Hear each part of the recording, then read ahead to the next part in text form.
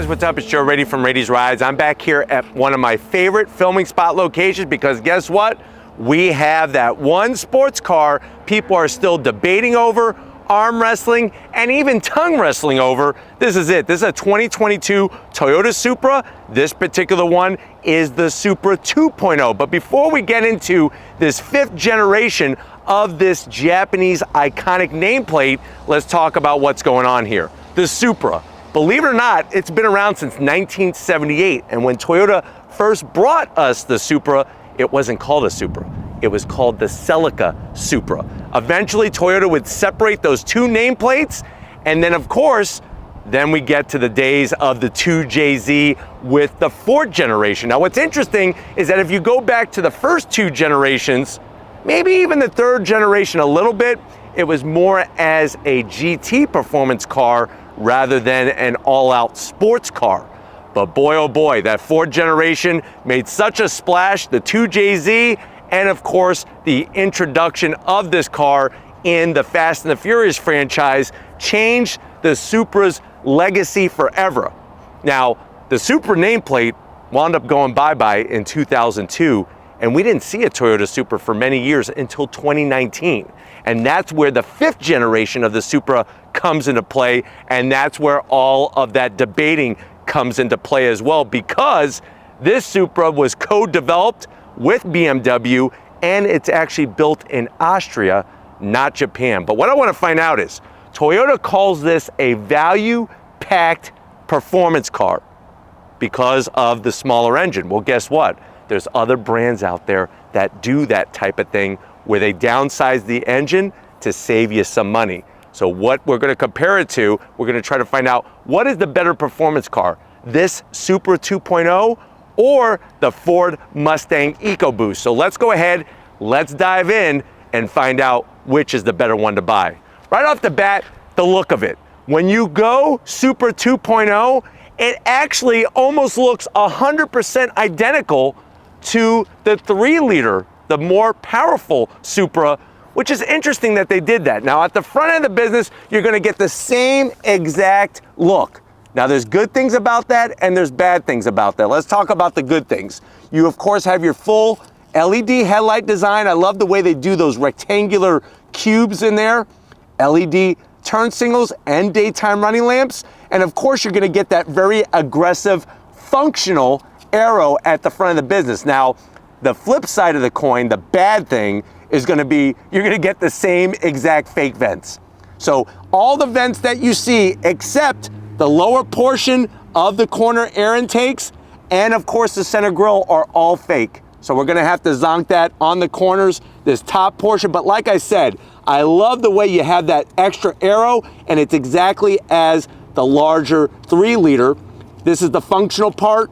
This is the non-functional part. We slide across the front, and I'm actually digging the color. It's interesting how I don't think I've seen a bad color on a Supra, whether it's red, black, this gray color, silver, blue, yeah, even yellow looks great.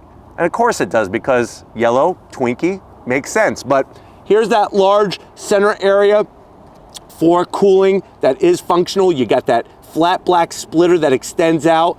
I love that portion of it. And then you get up onto the front fascia, you could see where some of that connection, like I said, with the original concept car that was built many, many years ago. But as we rise up and get onto that long, low slung hood, it's got great body lines. And if you're comparing this to a Mustang EcoBoost, definitely the smaller car, definitely more of a sports car. I know a lot of people like to call Mustang sports cars. To me, they're not. Especially the EcoBoost. Yes, it's got performance, but you could definitely see the larger size between this and a Mustang.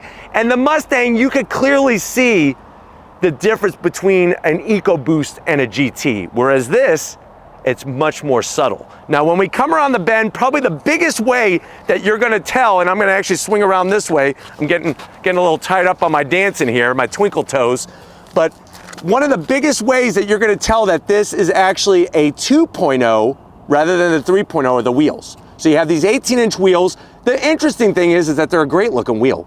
Split spoke design, metallic gunmetal gray finish, the machined aluminum. They're wrapped in Michelin Pilot Super Sport tires. Like I said, 18-inch, all four corners, and that's going to allow you to have a large selection of tire choices.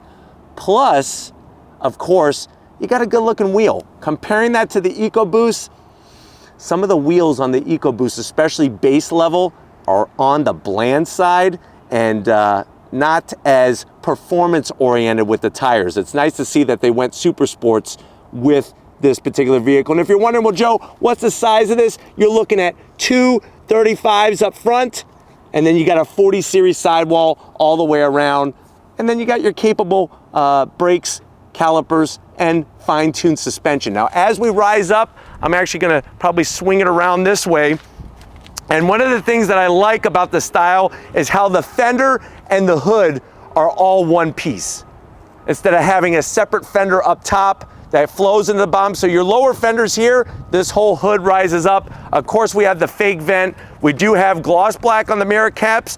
Your turn signals built in, blacked out on your A-pillar, and then that low, sexy roof design that actually has almost like a double bubble design to it because it's lower in the middle and higher on the edges. That way, you and your passenger, if you're gonna do a track day, can have a little bit more room for your helmet.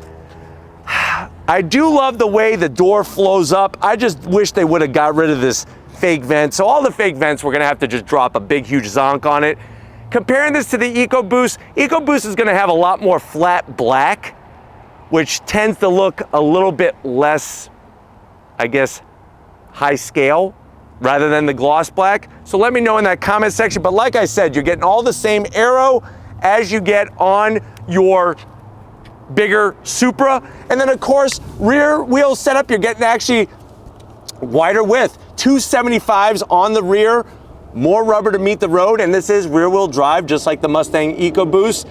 And let me know what you think. Do you think that these wheels, I sometimes kind of like them better than even the 19-inch wheels off the bigger brother of this vehicle, but looking good, especially with that gray color that we have. Coming around the back, one of my favorite parts is gonna be that nice flared fender. I think from a design standpoint, this definitely has more curves than the Mustang EcoBoost. And then just like the headlights, great job on the taillights. Full LED. I love the way the housing extends out. Of course, you got the GR badge, which is Gazoo Racing. They handle the WRC efforts by Toyota, the WEC Sports Car Endurance Racing, and all the other forms of competition. So whenever you see that badge, that means there's a lot of connection there with their racing programs at Toyota. Now, as we come across, of course, you got that iconic name, the Supra badge. I think all the badges on the car definitely look a little bit more upscale than what you find on the Mustang EcoBoost. The other big way to tell that this is the smaller engine is the exhaust. So instead of aluminum tips, you're getting stainless steel, and there's smaller openings, but you do get one exhaust opening on each side, and you're still getting that massive rear diffuser area. And I love the way that they do the reverse light. It almost looks like a Formula One rain light, but this rear diffuser looks like it's right off of Toyota's Le Mans winning prototype car. But why don't we go ahead, we talked about the outside, let's pop the hood and find out what's the difference between this and a Mustang EcoBoost. Let's go check it out. Guys, we got that massive hood open. Like I said, you can see how the hood rises up, and that takes the top part of the fender. It actually says Toyota Supra, a little bit of an Easter egg when you pop open the hood for that first glimpse. Of course, we have hood struts holding up the hood, whereas on an EcoBoost, you do have the prop rod underneath that large cover. Now, they did a good job hiding what's underneath the cover. For the untrained eye, you might think that that's the 3-liter straight 6 turbocharged engine, but it's not. Underneath that larger cover, what you're finding is that 2-liter inline 4 turbocharged engine putting out 255 horsepower, 295 pound-feet of torque. Now let me pause there. The Mustang EcoBoost has over 300 horsepower. So you're getting more horsepower from the Mustang EcoBoost, but remember, the Mustang does way more. Something to think about. This is only available in an 8-speed automatic, where the EcoBoost, you could get the 10-speed automatic or a 6-speed manual. The vehicle does weigh a light 3,157 pounds, 0 to 60 in about 4.6 seconds, quarter mile in about 13.1 seconds at 105 miles per hour. Top speed is 155 miles per hour. MPGs 25 in the city, 32 on the highway. So very interesting proposition comparing this to the Mustang EcoBoost. Obviously, I think it's smart to have the two engine choices. We'll get to the whole price point, and that's where I think things get a little bit wobbly there. But why don't we go ahead? We got the four banger. Let's fire it up and hear what it sounds like.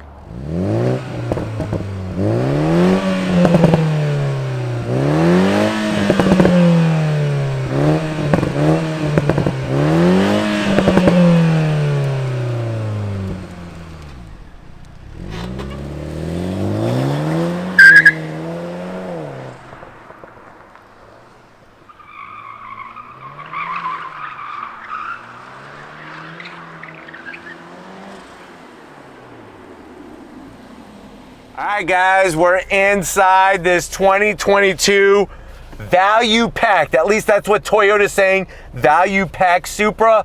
I know you're probably saying to yourself, well, Joe, I didn't know Toyota was doing this. I thought it was just one Supra and one Supra only. I looked at those prices. I really don't want to spend that kind of money, but I'm digging this, and I'm actually thinking about either a Camaro or a Mustang EcoBoost. But how much is this Supra 2.0? Very good question. Toyota has it marked MSRP starting $44,000.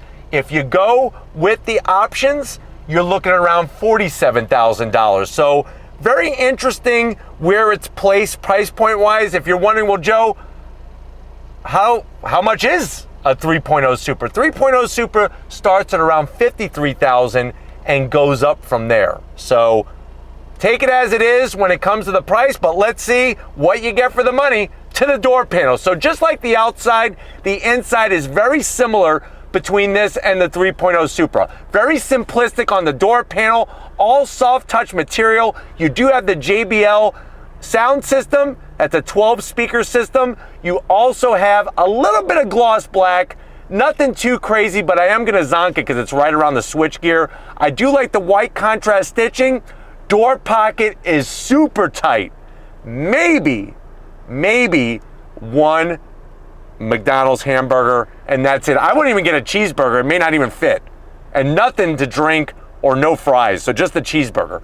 Going from the door panel to the dash, same story.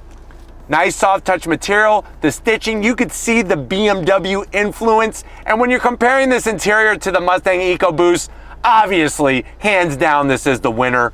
You get to the infotainment side of things, this does have the 8.8-inch infotainment system with navigation, full touchscreen capability.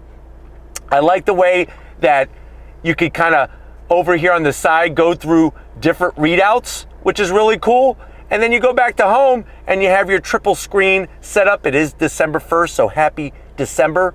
That means the holidays are right around the corner. We throw it into reverse. There's your backup camera. It is small, but it is super clear on the resolution. Much better resolution than on the Mustang EcoBoost. Possibly the same as a Camaro. GM has pretty good backup cameras in their vehicles. And then you go into park. I put it here, and then we're right back. I'm gonna shut off that pesky auto start-stop feature. That thing is a pain in the butt. But working your way down, you got your nice clean AC vents, aluminum start-stop button, your BMW style radio controls and AC controls. You do have dual climate, little bit of gloss black. You got a cubby in here for a couple Twinkies, track Twinkies, which is nice. Some carbon fiber, and then here is your Toyota key fob. You can see the similarities and how Toyota tried to make it a little bit different with the Toyota badge and the red stripe. This is going to control that 8-speed automatic. You got your, of course, direct drive control knob, very similar to that other brand that we've been talking about. What's nice is you just got sport mode, and that's where you shut off that auto start-stop feature. 2 cup holders. The bad news is the zonk is that there's no actual center console. So if you have like a a burrito, or if you have like a meatball sub, you're gonna have to ride with it on your lap, and you drop a meatball in between your legs, that's gonna hurt. Especially if it's hot, fresh, right out of the oven. You do have a tiny little cubby here for some atomic fireballs, but that's it. Seats, the leather is soft. I love the silver trim, Alcantara material, the red stitching, manual adjustments for the passenger and for the driver, but these seats look spectacular, absolutely spectacular. I know from the outside, it looks like it's very tight, but you know what? Once you get in, because of that double bubble design, it's like bubblicious, you got plenty of room to get a helmet on for your track day, for your autocross event, but the side here, as you can see, does curve down a bit. So when you get in and out, especially if you're taller, you're gonna wanna swing in and then come up. Don't just go up because you're gonna bang your head right on your Supra. But why don't you come over here behind the business end? I wanna show you behind the wheel of the Supra 2.0. All right guys, business time behind the wheel of this Toyota Supra. I do like the aluminum sill plate and how it kind of is probably one of the longest sill plates I've ever seen with the Toyota Supra badge. You can see with the manual seat controls, you just have your seat height adjustment. You could slide forward and back and obviously tilt the back of the seat. I'm 6 feet tall, I feel fine in here. Other people do complain that it feels a little claustrophobic, but it feels like the car is literally wrapped around your body, and I kind of like that. Steering wheel, not my favorite, and the reason why is the horn button. This reminds me of a bumper car. Now, I did like bumper cars back when I was a kid, but if I have a Supra, I want a better looking steering wheel, at least this center portion, but I do like the flat black on the buttons, and I do like the contrast stitching that goes all the way around. You do have large pedals on the back that are plastic, they're not metal. And then you do have a very nice simplistic dash, and that's one thing I really do admire. Clean tachometer, speedometer in the center, and then you have your other readouts, but everything is super clean there, no head-up display. But why don't we go ahead, let's check out the cargo area, because I'm dying to show you what this car's like through the twisty bits. Let's get to it. Guys, time to open up the rear hatch area. Now, what's surprising is, even though this is a two-door sports car, they did a really great job of working some space, some cargo space. You actually have 10 cubic feet of space, very low cargo floor, and you actually have space underneath the body here to get a couple boxes of Twinkies very easily. If you kind of squeeze down, you could see the speaker grill covers. They do, it almost looks like the design of the wheel, which those are gonna be right up top. And then another thing is I wanna kind of close it just a little bit to show you that aluminum strut tower brace. So that silver bar going across the back is not there for looks. Well, it looks cool, but it's actually there to stiffen up the back end of the car to make sure that you get that handling balance between the two vehicles. But you know what? Comparing this to the Mustang, obviously the Mustang's gonna win. It's got a larger trunk area, but still pretty darn good, like I said, for a smaller two-door sports car. But you know what? It's not about hauling the groceries around. Well, maybe it is when you want to eat, but you know what? It's about hauling some butt on throttle. If you're ready, I'm ready. Let's go hit the twisty bits in our Supra 2.0. All right, guys, I got my on throttle shirt on because that's what we're gonna do in this 2022 Supra 2.0. I actually took the shifter, pulled it over to the driver's side. That puts it into manual shift mode. I'm gonna use the paddles behind the wheel to shift.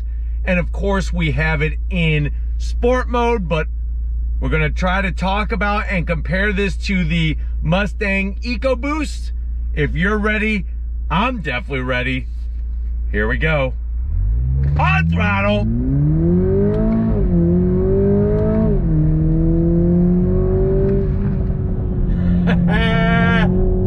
Love the twisty bits.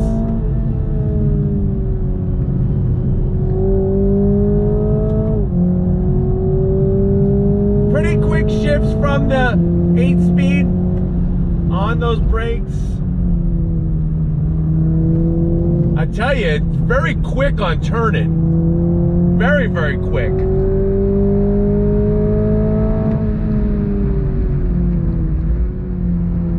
I mean, really, that freaking front end turns on a dime. So let's talk about what we got going on here.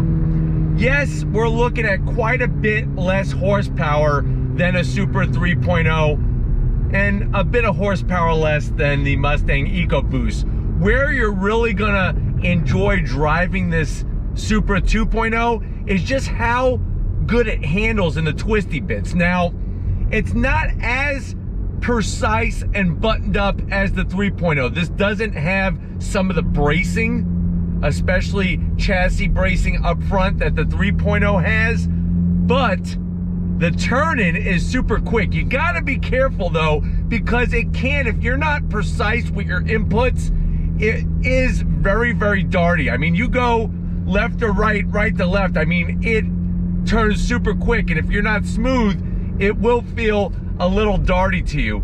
Under brakes, I didn't feel like I was lacking any major braking. It does run out of steam. The 2-liter turbo does run out of steam as you go through the rev range. I was basically shifting it around, I would say 6,300 RPM. Once you push it further, yeah, she'll rev, but you're not getting that oomph behind it. Seats are superb, hold you in nicely, and like I said, once you get used to the environment that you're sitting in, it doesn't feel claustrophobic. I mean, for most people, I wouldn't think that that is gonna be the feeling at the end of the day. All the finishes in here, obviously, are that much higher than in the Mustang EcoBoost, but where you're lacking is that initial oomph. And of course, the availability of a 6-speed manual transmission that's in the EcoBoost and not in this vehicle. The sounds, obviously, being pumped in a bit through the speaker system, it's a little too artificial for my taste, but it's not too obnoxious. I've definitely have heard more synthetic sounds from some other vehicles, but I do like the simplicity of the dash, the view out the windshield, the way that you have those higher peaks of the hood allow you to have very good reference points. And like I said, everything else in here feels really, really good. Shifting could be a little quicker, especially on the upshifts. And then, like I said, it's just, you could tell that this engine is definitely not as rev happy as the EcoBoost or the 3-liter Supra. But let's try this again. We're gonna keep it paddle action, of course, sport mode. On throttle, here we go. Initial thrust off the line is pretty good, but the handling, very, very precise. You gotta be smooth. You gotta be calculated. It still puts a smile on your face, that's for sure.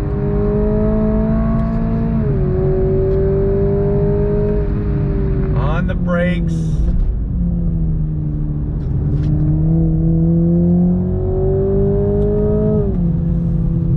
I have a pretty good ability of feeling the traction, especially at the rear of the vehicle. It just does not, of course, like I said, feel as connected as the 3-liter Supra Turbo. And you definitely got to shift. You got to shift early. Now, if you're above anywhere from 3,500 to 5,500, that's really that nice sweet spot. A little bit of lag off the line. What I'm doing is I'm actually left foot braking and adding some throttle and then going full on throttle to kind of cut down on some of that boost lag. But driving in this car, really just, it's fairly quiet. It's very, very tight. There's no rattles or creaks or anything like that. And I do, like I said, like the finishes. But let's do a rolling on throttle. 3rd gear, 2nd gear. I'm right around 4,500 on throttle. On the brakes. Yeah, now we're talking. Look at that.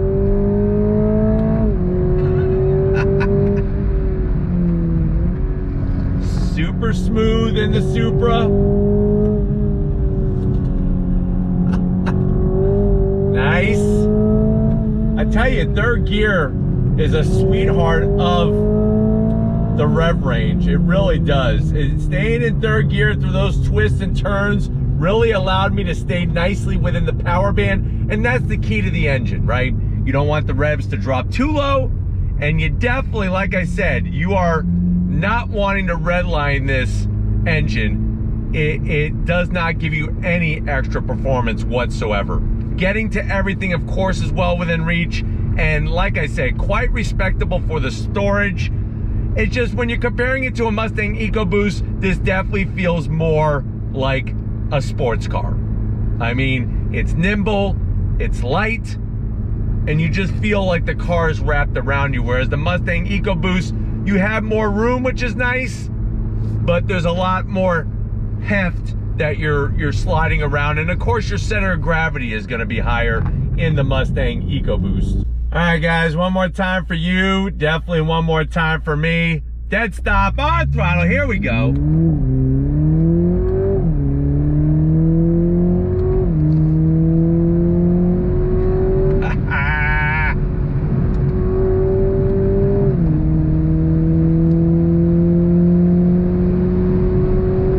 On the brakes.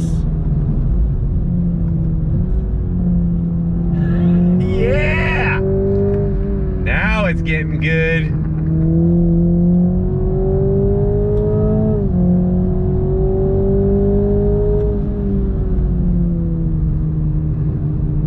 You do get a couple pops and bangs out of the exhaust, which is nice.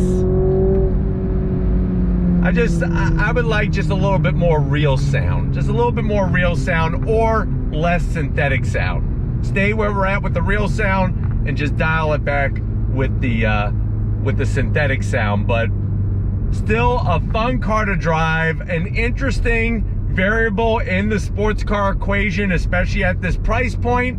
But we're gonna get back to where it all started and wrap this one up, so I'll see you in a split second. All right, guys, it's been a super fantastic kind of day here on Rady's Rides. I definitely want to thank the whole Toyota USA organization for allowing us access to this press fleet vehicle. Let me know what you think. Is this really a value-packed sports car, especially when comparing it to the Mustang EcoBoost? Are you gonna go with the Ford, or are you just gonna take your money in a totally different direction? Maybe you'll be like Stephen Flood of Stephen Flood Photography and get yourself a Honda Civic Type R. Just saying. But let me know how you feel in that comment section. But if you're new to the channel and you're on your way out, hit that subscribe button. I promise you it's worthwhile. Come back for more. If you are a subscriber, thank you for being part of the Rady's Rides family. Yes, of course, the man of the hour, holding that camera like a champ, Stephen Flood, working it. Show him some love in that comment section. Thank you, Stephen, for all that you do. And just like always, guys, I'll see you on the next ride.